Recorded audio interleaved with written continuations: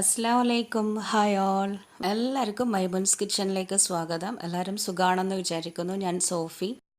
ഇന്നൊരു sweet recipe ആയിട്ടാണ് വന്നിട്ടുള്ളത്. ഒരു പുഡിംഗ് ആണ് കാണിക്കുന്നത്. ജെലാറ്റിനോ ചൈന ഗ്രാസോ ഒന്നും ഇല്ലാണ്ട് നല്ല ടേസ്റ്റി ആയിട്ട് ഉണ്ടാക്കാൻ പറ്റുന്നൊരു പുഡിംഗ് ആണിത്.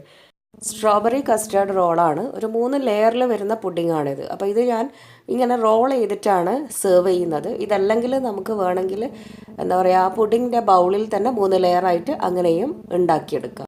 3 ലെയറാണെന്ന് പറഞ്ഞല്ലോ. അപ്പോൾ ഈ 3 ലെയറിലും ഡിഫറെൻ്റ് ആയിട്ടുള്ള 3എണ്ണമാണ് ഞാൻ സെറ്റ് ചെയ്ത് വെക്കുന്നത്. താഴെയുള്ള ലെയറിൽ കോൺഫ്ലെക്സ് പൊടിച്ചിട്ട് അങ്ങനെ നിരത്തി വെച്ച് കൊടുത്തതാണ്. അതല്ലെങ്കിൽ കോൺഫ്ലെക്സിന് പകരം ബിസ്ക്കറ്റ് പൊടിച്ചിട്ടും വെക്കാം. രണ്ടാമത്തെ ലെയർ വരുന്നത് കസ്റ്റേർഡിൻ്റെ ഒരു ലെയറാണ്. കോൺഫ്ലവറും അതുപോലെ പാലും മിൽക്ക് മെയ്ഡും ഒക്കെ ചേർത്തിട്ടുള്ള നല്ല ടേസ്റ്റി ആയിട്ടുള്ള കസ്റ്റേർഡാണ്. തേർഡ് ലെയർ വരുന്നത്, അതായത് മുകളിലുള്ള ലെയറാണ് സ്ട്രോബെറീൻ്റെ ലെയർ.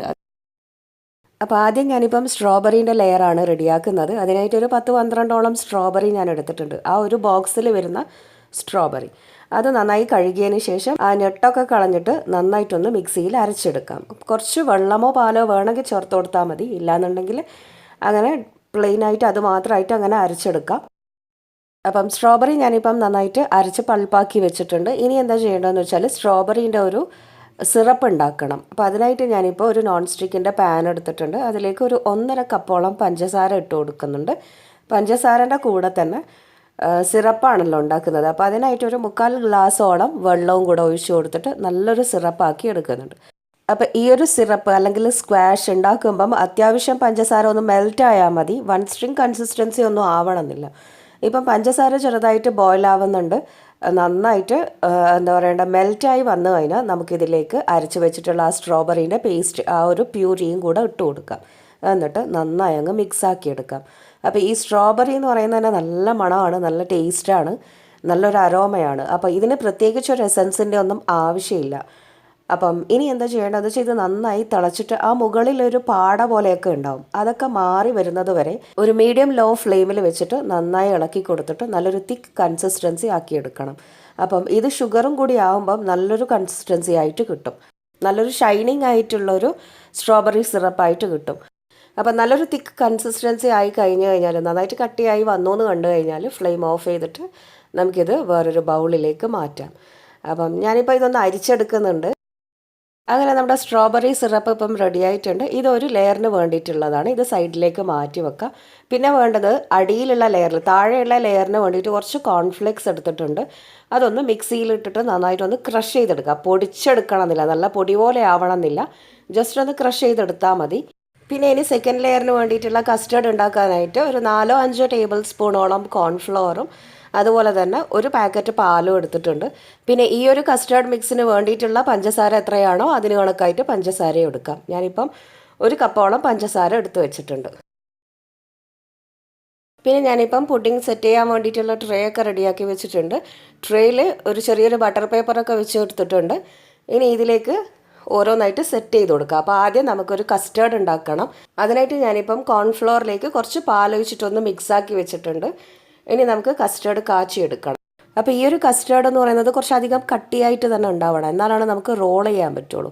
അപ്പോൾ കുറച്ചധികം എടുത്താലും കുഴപ്പമില്ല. പിന്നെ ഈ ഒരു കസ്റ്റേർഡ് മിക്സിലേക്ക് കുറച്ച് മിൽക്ക് മെയ്ഡ് വേണമെന്നുണ്ടെങ്കിൽ എടുക്കാം. ഞാനിപ്പോൾ ഒരു 2-3 ടേബിൾ സ്പൂൺ എടുക്കുന്നുണ്ട്. ഇനിയിപ്പോൾ ഞാൻ സെക്കൻഡ് ലെയറിന് വേണ്ടിയിട്ടുള്ള കസ്റ്റേർഡ് കാച്ചിയെടുക്കുകയാണ്. അപ്പം ഒരു പാനിലേക്ക് പാലങ്ങ് ഒഴിച്ചു കൊടുക്കുക. കോൺഫ്ലവർ നേരത്തെ മിക്സാക്കിയതിന് ശേഷം ബാക്കിയുള്ള പാല് ഈ ഒരു പാനിലേക്ക് അങ്ങ് ഒഴിച്ചു കൊടുക്കുക. എന്നിട്ട് പാല് നന്നായിട്ടൊന്നങ്ങ് ചൂടായി വരട്ടെ. അപ്പം പാല് ചൂടായതിന് ശേഷം ഇതിലേക്ക് പഞ്ചസാരയും മിൽക്ക് മെയ്ഡും ഒക്കെ ഇട്ട് മിക്സാക്കിയതിന് ശേഷമാണ് നമ്മൾ നേരത്തെ മിക്സാക്കിയിട്ടുള്ള ആ കോൺഫ്ലവർ ഇട്ട് കൊടുക്കുന്നത്.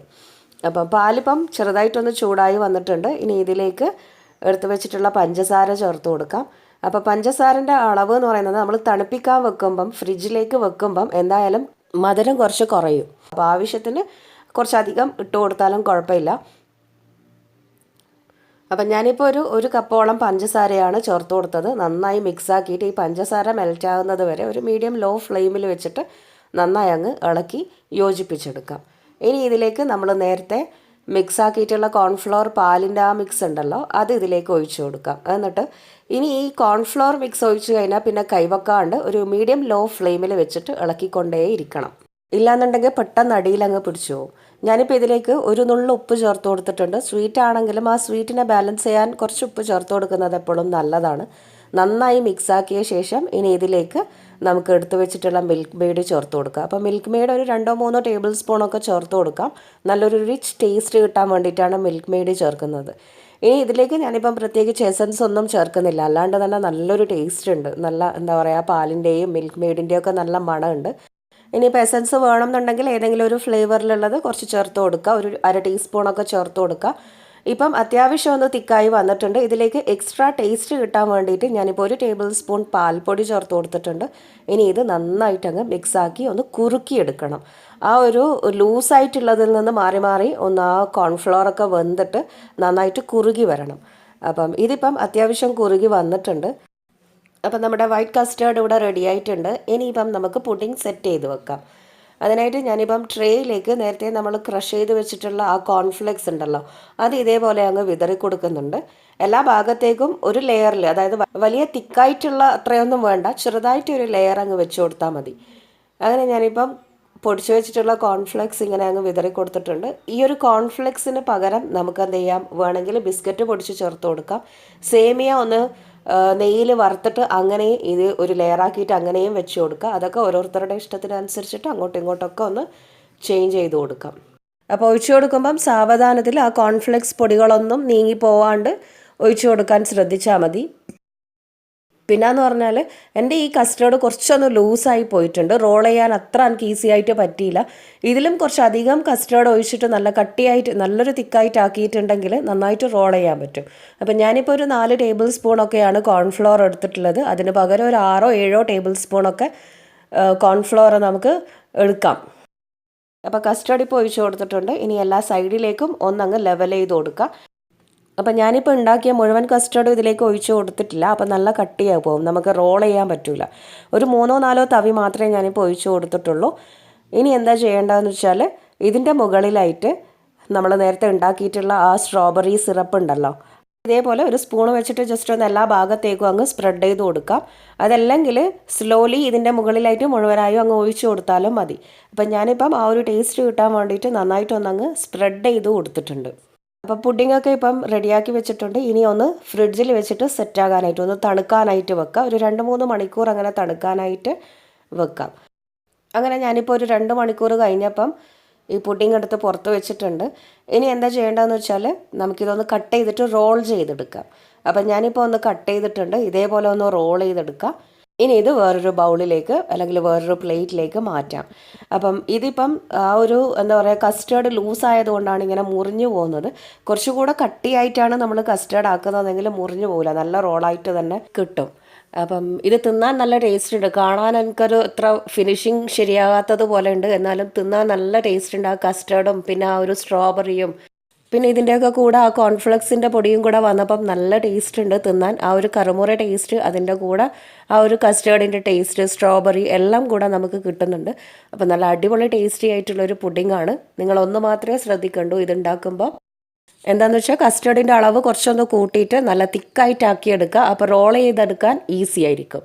എന്നാലും ഇത് തിന്നാൻ നല്ല ടേസ്റ്റ് ഉണ്ട്. അപ്പോൾ എല്ലാവരും വീട്ടിൽ ഉണ്ടാക്കി നോക്കിയിട്ട് എന്നോട് അഭിപ്രായം പറയണം. പാർട്ടിയിലൊക്കെ സെർവ് ചെയ്യാൻ പറ്റിയ അടിപൊളിയായിട്ടുള്ള ഒന്ന് തന്നെയാണ്. അപ്പോൾ ഇതിപ്പം റോൾ ചെയ്തെടുക്കുന്നതിന് പകരം സാധാരണ നമ്മളൊരു പുഡിംഗ് ബൗളിലൊക്കെ ഒഴിച്ചിട്ട് അങ്ങനെ ഉണ്ടാക്കുന്നുണ്ടല്ലോ, ഒരു 3 ലെയറിലൊക്കെ അങ്ങനെയും ഉണ്ടാക്കുക. അതായത് ഈ വെച്ച സാധനങ്ങൾ തന്നെ, ഈ 3 ലെയറിലും വെച്ച സാധനങ്ങൾ തന്നെ കുറച്ചധികം ക്വാണ്ടിറ്റി, കുറച്ച് തിക്നെസ്സോട് കൂടിയിട്ട് കുറച്ചധികം അങ്ങ് ഒഴിച്ചു കൊടുത്തിട്ട് അങ്ങനെ സെറ്റ് ചെയ്ത് വെക്കാം. അപ്പോൾ വീഡിയോ കണ്ടിട്ട് ഇഷ്ടമായാൽ എന്തായാലും ലൈക്ക് ചെയ്യാൻ മറക്കരുത്. വീട്ടിൽ ട്രൈ ചെയ്ത് നോക്കുകയും ചെയ്യണം. പുതിയ റെസിപ്പീസുമായി നമുക്ക് വീണ്ടും കാണാം. താങ്ക്